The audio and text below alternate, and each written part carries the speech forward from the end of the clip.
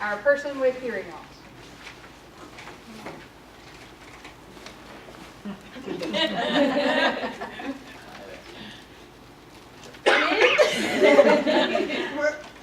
I'm Alicia Longino, the VR counselor. Will you come in and have a seat, please?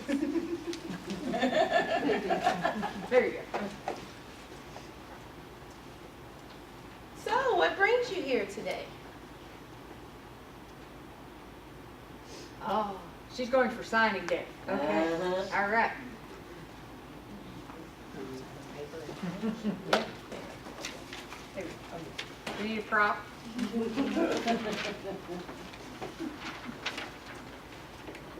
So, what brings you here today? I just recently lost my hearing and I need help finding employment. I've been doing manual labor for most of my life and I'm just kind of not sure where to go from here.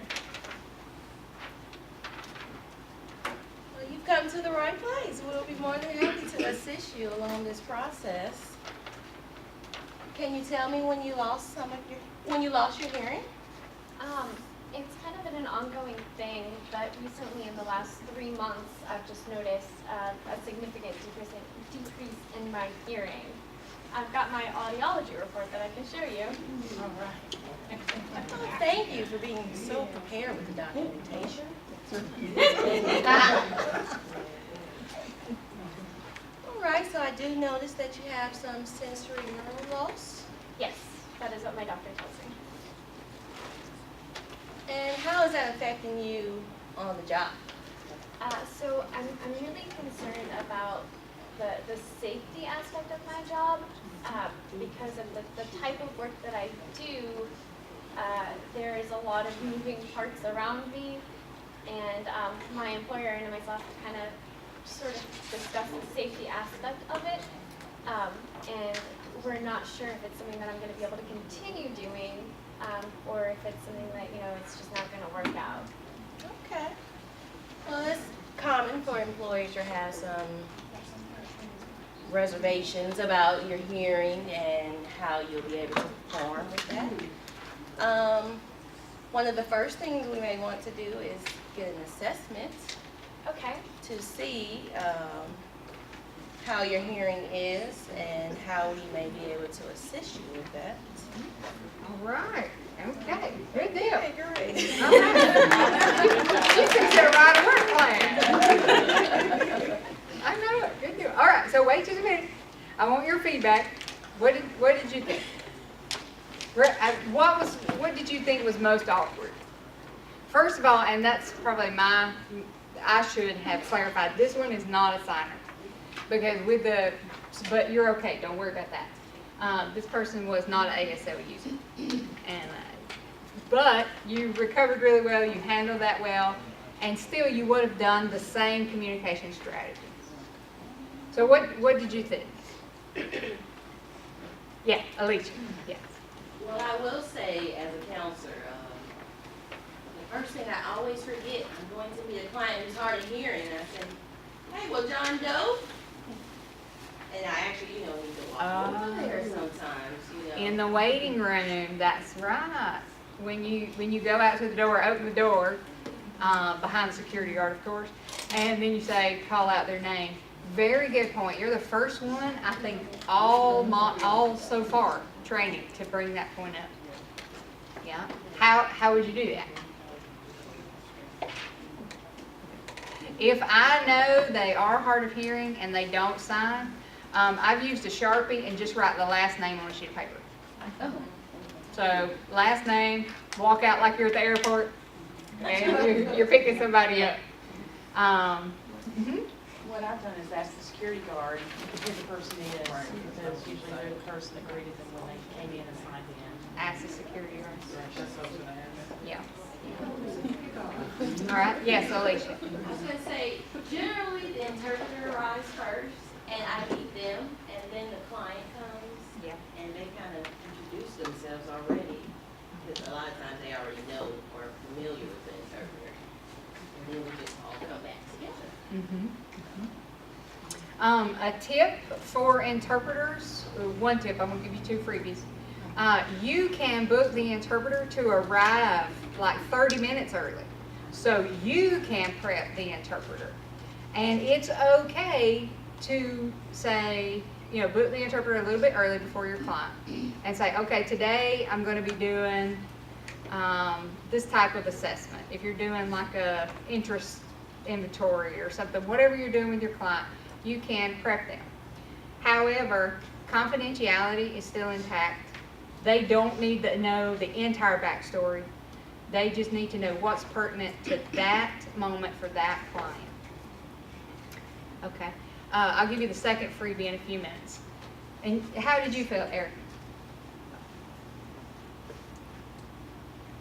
I want to add to that before you make a comment, Erica, about getting the interpreter in advance, because you may have something come up. Maybe the client has something very serious that they need to address, and the client may be upset or angry or frustrated.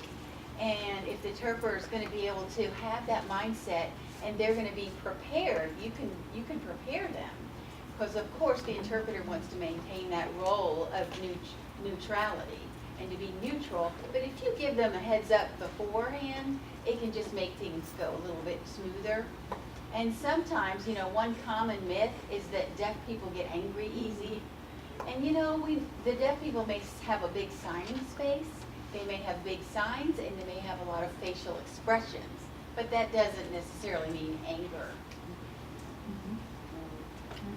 It was a little awkward because I went up there without, I don't know ASL or anything like that, so I was just like, how do I do this? Because I didn't want to try to like fake sign or anything, so I was like, how do I communicate with her? So I think the pen and paper thing was like a good way to do that awkwardness. But it was just interesting to try to figure out like the reason why I couldn't continue to do manual work. Like I was trying to like scramble, like wait, why can't I do this? Because I was thinking about like all of the other things that we talked about that could be put in place for the safety.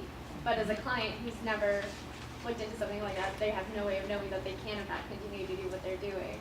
Yes, yes. That's a very good point. As a rehab counselor for the deaf, I actually have bought a set of hearing aids only because the employer threatened to fire the person. So, and I had it justified. I had it justified, of course, at the wazoo and with my superior's approval. But that employer had handed almost a notice to the client saying, you're not coming on my warehouse floor without hearing aids, without this, you know, I feel like you are a liability to my agency. And I read it and I'm like, he wants you to wear hearing aids. How do you feel about wearing hearing aids? You know, we had a good conversation, of course, but we talked to the audiologist, we referred him to the audiologist. The audiologist, like, it might help him have some environmental awareness. So if there is an alarm going off in the background, it might help him, maybe, you know, plane landed next to him. But we got him hearing aids. We bought the cheapest set, really. You know, they were on the list. And he went back to work. But the employer had just become aware, oh, this person is deaf. This person's deaf and he works for me? My insurance is going to go through the roof. What am I going to do? And also, a new shift manager had come on. That right there, if there's a change in supervisor or something, then they don't know how good of a candidate they have working for them. And so it's like, uh-oh.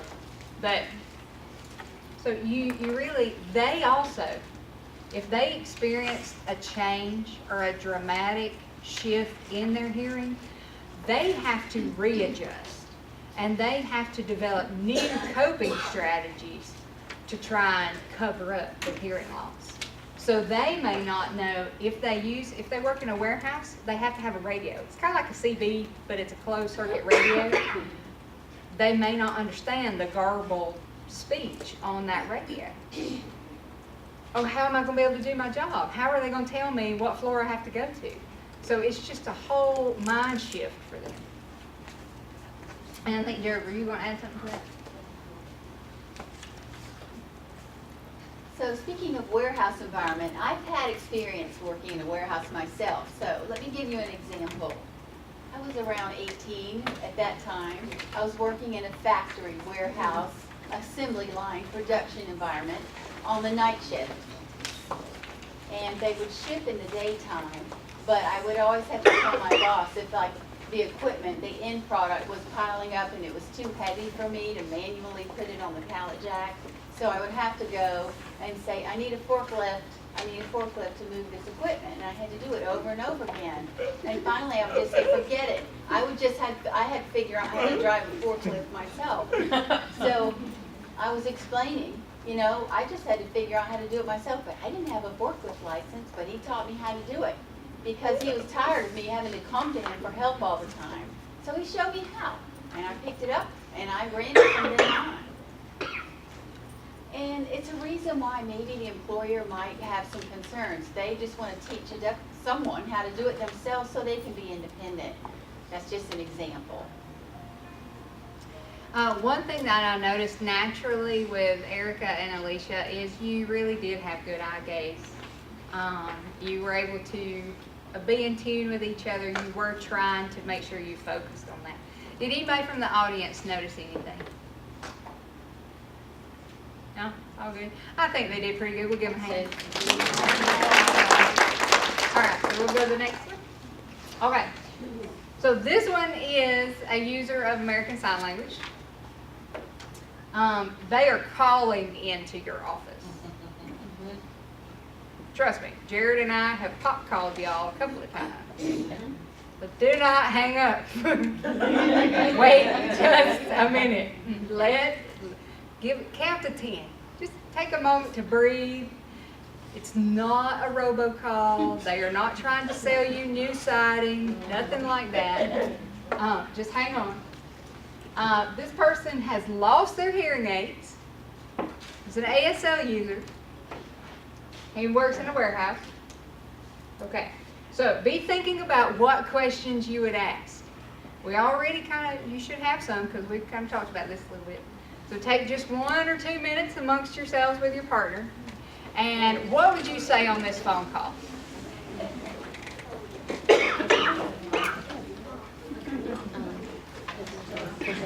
My dog ate my hair.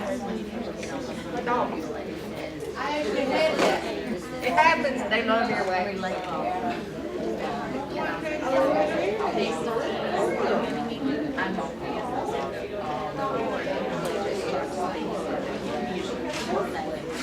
I'm trying to raise my camera, I'm not sure where I am.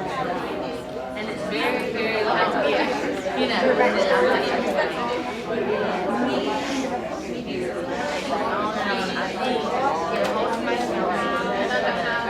I'm trying to get edgewise. So, yeah, so that would be the first thing I would ask. So when I get your name, and I can string your then I can get her phone number or get her to the phone right now. So that's usually what I do. Because sometimes I share an office with my sister. So she and I like tag team audience. Okay, so this is a new one. They're calling it. So the way I would handle that is I would ask I would do the referral form, and I would tell him they're sending me some information through the mail. I get his name, address, phone number, the whole 9 yards. They're sending me information in the mail, and a counselor will be in contact with you within the next 15 days to finalize your intake process. Usually that goes over just fine. That's how we do all our intakes anyway. Give us a call back if you haven't heard from us in 15 days. So that would be. So lost his hearing aids. This is a new stage. He's lost his right. A lot of times I'll ask him if he has any medical records for him now. If he does, that will speed up the process so that he doesn't have to wait as long as everybody else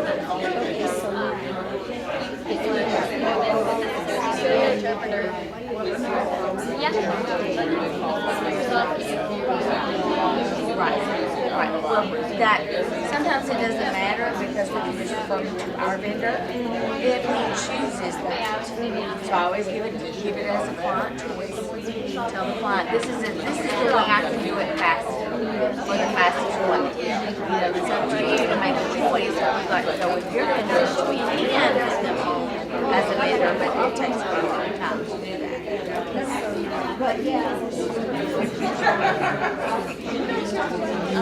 Right. Well, I understand where, but, A lot of it doesn't.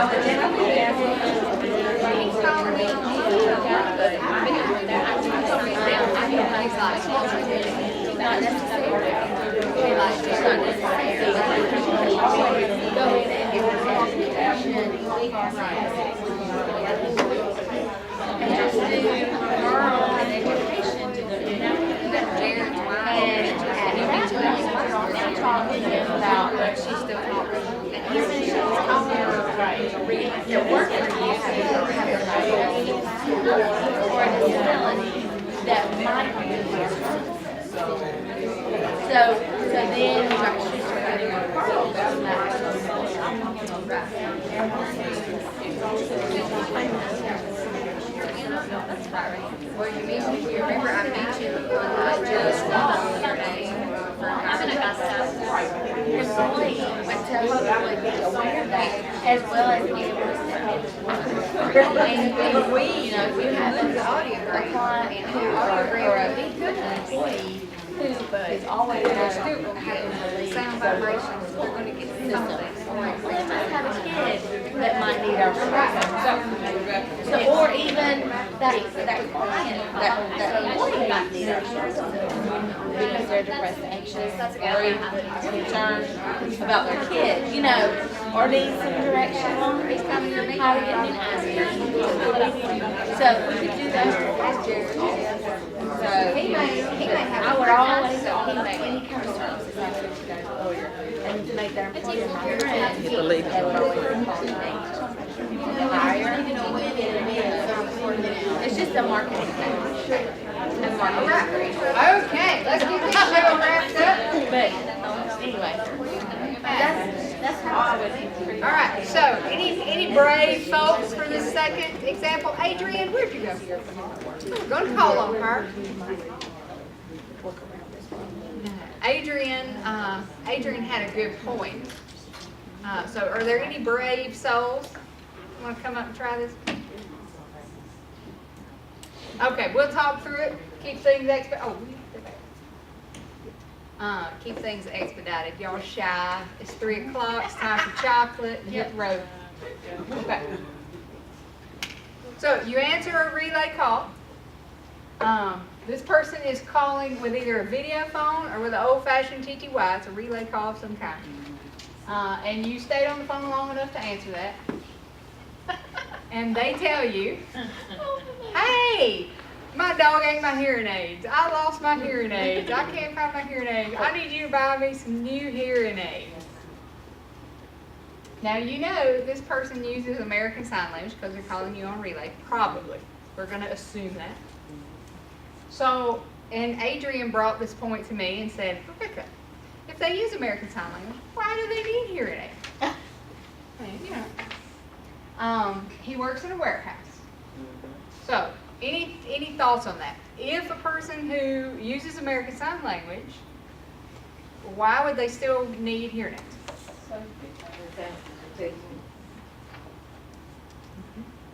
Other thoughts on that?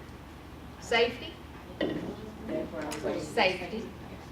Environmental noises, background noises. Increased awareness. Yeah. Just like the employer. Yep. Yeah. Parents want their children to wear their hearing aids. They come up with all kinds of rubber band headbands to put on hearing aids on children. Just to make sure they're wearing the hearing aids. Even as adults, you go to the audiologist, the first thing they're going to try and do, they don't care if you're stone deaf, they're going to try and sell you some hearing aids. Because it's going to improve your life in some way or another. Having monthly payments on hearing aids, I don't know. I think, in my experience, employers feel more at ease if they see the person wearing a hearing aid. They feel like they can read their lips, they're going to get some sound from that, so they feel more comfortable. Like, if an alarm does go off in the background, then that person is going to be more in tune to it or alert. It's not always the case. Really, it may not offer clarity of sound, but it may offer enough vibrations in the ear canal that they're alert. So, for example, a young mother who is deaf, if I've had this happen a couple of times. First baby is born. Young mother, first baby is born. I have to wear hearing aids now so I can hear my baby when my baby cries. And, VR, that's not what we're for. So I have to talk with them. Hey, maybe you should try the Lighthouse. They can help you get hearing aids if you're not working, if that's not your goal. So there are appropriate places to refer them. But this gentleman here works in a warehouse, like Jared mentioned earlier. We kind of hinted to this. The important thing would be environmental noise here. And even if it is some type of loud, buzzing alarm, if they're totally deaf, it may create enough vibration just to get their attention. If they're dog-aided, it's highly probable. Dogs love earwax. It happens all the time. And hearing aids normally are good for, I would say, 3 to 5 years.